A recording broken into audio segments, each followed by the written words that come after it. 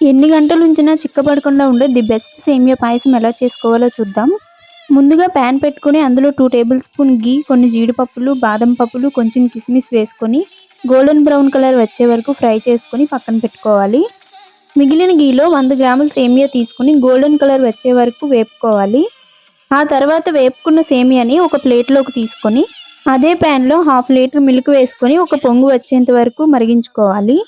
పొంగు వచ్చాక కొంచెం వాటర్ వేసి కాసేపు మరిగాక వేయించుకున్న సేమియా వేసుకొని ఒకసారి మొత్తం మిక్స్ చేయాలి. తర్వాత అందులో వేయించుకొని పక్కన పెట్టిన డ్రై ఫ్రూట్స్, యాలకుల పొడి, 1 కప్ షుగర్ వేసుకొని బాగా మిక్స్ చేసి 5 నిమిషాలు బాగా ఉడకనివ్వాలి.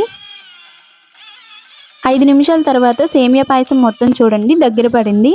అంతే, ఇంకా బెస్ట్ సేమియా పాయసం టేస్ట్ మీరు టేస్ట్ చేస్తారు.